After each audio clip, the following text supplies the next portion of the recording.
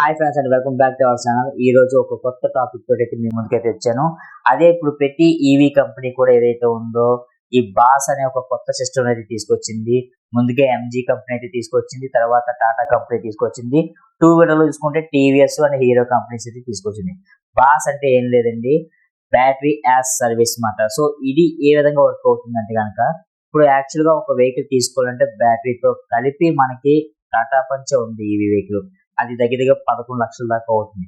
కానీ ఓన్లీ మనకి ఈ బాస్ పద్ధతిలో తీసుకుంటే కనుక 6,49,000కి వస్తుంది వెహికల్ అనేది. అండ్ ఈ వెహికల్ కి మన బ్యాటరీ ఏదైతే ఉందో అది నెల నెల సబ్స్క్రిప్షన్ రూపంలో రెంట్ అనేది పే చేయవలసి వస్తుంది మనం తిరిగిన కిలోమీటర్లను బట్టి. సో దీనినే బాస్ పద్ధతి అని అంటారు. సో దీంట్లో ఉండే కొన్ని లొసుగులు అయితే ఉన్నవి.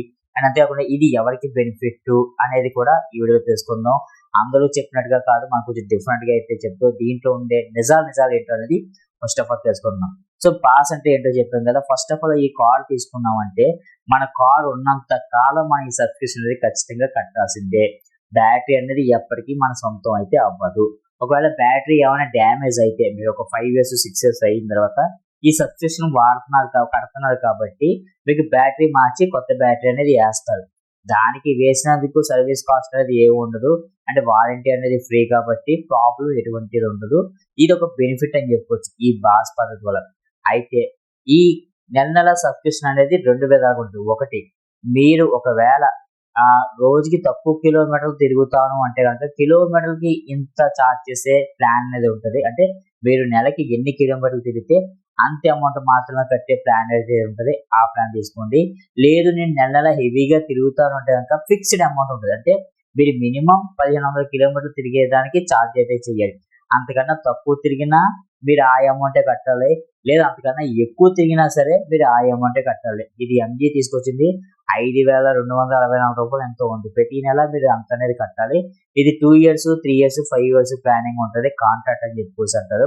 అది అయిపోయిన తర్వాత మళ్ళీ మీరు రెవెన్యూల్ చేయించుకోవాలి తప్ప మనకి బ్యాటరీ అనేది మన సొంతం అయితే అవ్వదు. ఇది మీరు క్లియర్ గా గుర్తుపెట్టుకోండి. సో రెంట్లు ఎలా పే చేయాలంటే కనుక మనకి ఈ కంపెనీస్ ఏవైతే ఉన్నాయో అవి కొన్ని ఫైనాన్సెస్ మీద టై అయిపోయినాయి. అంటే బజాజ్ కంపెనీ ఒకటి, హీరో ఫిన్కార్ప్ ఒకటి, ఇంకొక కంపెనీ ఏదో ఉంది. సో ఈ 3 కంపెనీలతోటి టైఅప్ అయ్యి, కొన్ని ఫైనాన్స్ కంపెనీలతోటి టైఅప్ అయ్యి వాళ్ళు ముందుగా బ్యాటరీస్ పర్చేస్ చేసి మనకి రెంటెడ్ రూపంలో మనకి అందిస్తున్నారు. సో సో మనం పేమెంట్ చేయవలసింది కంపెనీకి కాదు. ఈ బజాజ్ ఫైనాన్స్ కానీ లేదా హీరో ఫిన్కార్ప్ కానీ ఒక రకంగా మనం ఫైనాన్స్ చేసేటప్పుడు ఏ రకంగా డాక్యుమెంట్స్ సబ్మిట్ చేస్తామో అదే విధంగా వీటికి కూడా మన డాక్యుమెంట్స్ సబ్మిట్ చేసి మనం ఈ రెంటల్ ప్లానింగ్ అనేది తీసుకోవాలి. అండ్ ఒకవేళ మనం ఫ్యూచర్ లో రెంటల్ పే చేయకపోయినా మనకి రికవరీ చేసుకునే విధంగా వాళ్ళైతే ప్లాన్ అయితే చేసుకుంటారు. సో ఇది ఎలా ఉంటుందంటే మీకు ఈ రెంటల్ విషయం అనేది, సపోజ్ మీరు 3 years 4 years యూజ్ చేసుకొని మీరు వెహికల్ అమ్మేస్తాను అనుకుంటే కనుక ఈ బాస్ పద్ధతి యూజ్ అవుతుంది. కానీ మీరు ఒక 8 years వాడతాను, 10 years వాడతాను, లాంగ్ పీరియడ్ ఎక్కువ వాడతాను అంటే కనుక ఈ బాస్ పద్ధతి అనేది అస్సలు వర్కౌట్ అయితే కాదు. ఎందుకంటే మీరు క్యాలిక్యులేట్ చేసుకోండి. సపోజ్ ఇంచుమించుగా 5,000 2,000 కార్ పద్ధతిలో చూసుకున్నా సరే మీకు సంవత్సరానికి దగ్గరగా ఒక 63,000 ఎంత అయిపోతుంది. అదే మీరు ఒక 10 సంవత్సరాలు చూసుకున్నాక దగ్గరగా 6 లక్షల పైన అయిపోతుంది. సో మీకు బ్యాటరీ విలువ ఎంత ఉందో దానికన్నా ఎక్కువ పేమెంట్ అయిపోతుంది ఈ 10 years అయ్యేటప్పటికి. సో అయినా సరే మీరు తర్వాత కూడా ఆ బ్యాటరీకి రెంట్ పే చేస్తూనే ఉండాలి తప్ప మీకు ఎప్పటికీ కూడా ఆ కార్ యొక్క బ్యాటరీ అనేది మీ సొంతం అయితే ఉండదు. అండ్ ఇంకొకటి ఏంటంటే, మనం కారుకి ఇన్సూరెన్స్ చేయించుకుంటాం కదా కొన్న వెంటనే. సో ఏదైతే రెంట్ కి తెచ్చుకుంటున్నామో ఆ బ్యాటరీ కూడా మనమే ఇన్సూరెన్స్ పే చేయవలసి వస్తుంది. సో ఈ పాయింట్ ఎలా ఉందంటే, మనం ఎక్కడైనా టూర్కి వెళ్ళినప్పుడు ఒక కార్ కానీ బైక్ కానీ రెంట్ కి తీసుకున్నప్పుడు ఆ రెంట్ తీసుకునేటప్పుడే ఆ వెహికల్ ఇన్సూరెన్స్ చేయించి మనం రెంట్ కి తీసుకునే విధంగా ఉంటుంది. అంటే ఎవరైతే ఇక్కడ ఫైనాన్స్ కంపెనీస్ మన బ్యాటరీ రెంట్ కి ఇస్తున్నాయో వాళ్ళైతే సేఫ్ ఉంటారు. ఎందుకంటే డ్యామేజ్ అయినా ఆ ఇన్సూరెన్స్ అనేది మన చేతే కట్టిస్తున్నారు. వాళ్ళకి ఎటువంటి ప్రాబ్లం ఉండదు. బట్ మనకి అది లాస్ అయితే ఖచ్చితంగా అవుతుంది. అండ్ అంతేకాకుండా ఒకవేళ ఇన్సూరెన్స్ అయిపోయిన తర్వాత కూడా ఇంక్లూడింగ్ ఏదైనా ఒక వాటర్ డ్యామేజ్ అయిన బ్యాటరీకి లేదా నార్మల్ డ్యామేజ్ యాక్సిడెంట్ లో డ్యామేజ్ అయ్యి ఇన్సూరెన్స్ క్లెయిమ్ అవ్వకపోయినా సరే మనం ఈ బ్యాటరీ మొత్తానికి పేమెంట్ అనేది ఖచ్చితంగా చేయాలి. అప్పుడు వాడు ఎంత చెప్తే అంత మనం ఖచ్చితంగా చేయాలి. ఎందుకంటే మన పిల్లక వాడి చేతిలో ఉంటది కాబట్టి దాన్ని కూడా మనం దృష్టిలో పెట్టుకోవాలి. అప్పుడు అది ఎంత ఛార్జ్ చేస్తాం అనేది దాన్ని బట్టి డిపెండ్ అయి ఉంటుంది.